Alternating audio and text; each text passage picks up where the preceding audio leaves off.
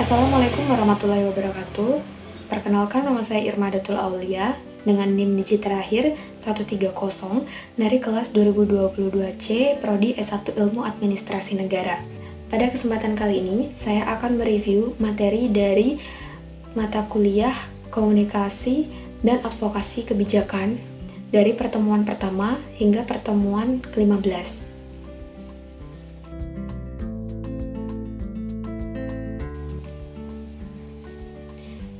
Untuk yang pertama yaitu materi komunikasi dan advokasi kebijakan.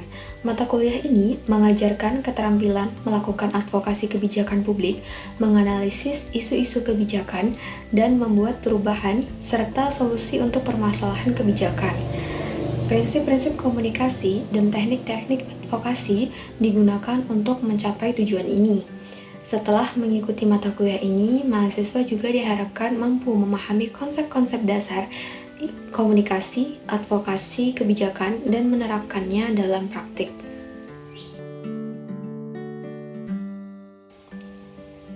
Yang pertama adalah komunikasi. Komunikasi adalah suatu proses ketika seseorang atau beberapa orang, kelompok, organisasi, dan masyarakat menciptakan dan menggunakan informasi agar terhubung dengan lingkungan dan orang lain.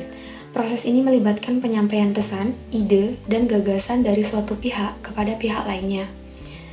Komunikasi terdiri dari komunikasi verbal dan komunikasi non-verbal. Komunikasi verbal itu dilakukan secara lisan dengan menggunakan vokal, baik bentuk maupun ucapan tulisan.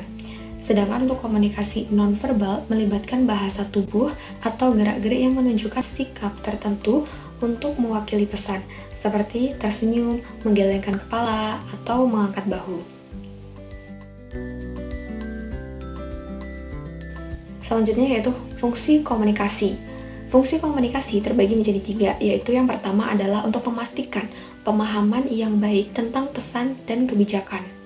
Yang kedua, memperkuat dukungan dan mengatasi potensi konflik. Yang ketiga, memastikan kebijakan dapat diterima dan diimplementasikan dengan baik.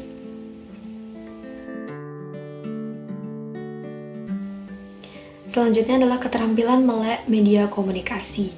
Dalam era digital ini, keterampilan melek media komunikasi menjadi penting. Ini melibatkan pemahaman tentang berbagai media komunikasi dan cara berinteraksi yang berbeda-beda.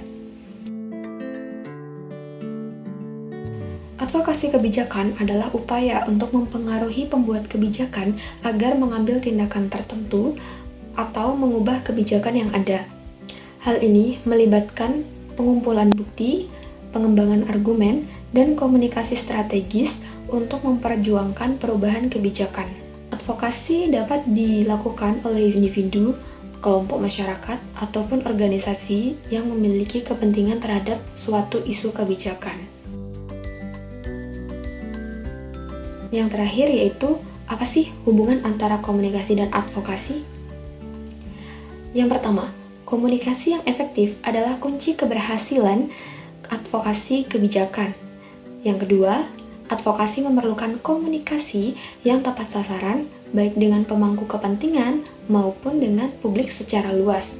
Dan yang ketiga, atau yang terakhir, di dalam era digital ini, media sosial sangat penting untuk memperkuat pesan advokasi dan mobilisasi dukungan.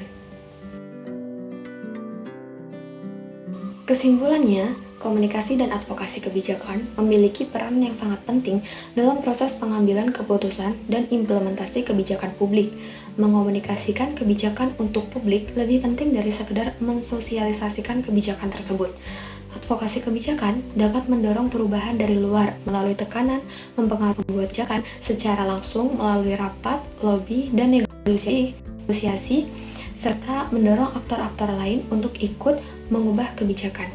Dengan demikian, komunikasi dan advokasi kebijakan berperan penting dalam memastikan kebijakan yang lebih baik dan responsif terhadap kebutuhan masyarakat. Terima kasih.